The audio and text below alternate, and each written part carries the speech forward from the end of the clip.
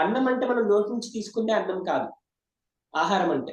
So మనం చూసేది, వినేది, స్మెల్ చేసేది, ఆలోచించేది ఏదైతే మనకి పోషణ ఇస్తుందో, ఆల్ ఇన్పుట్స్ మనకు మనం తీసుకునే ఇన్పుట్స్ ఏదైతే మనకు పోషణ ఇస్తుందో అదంతా కూడా అన్నంతో సమానం.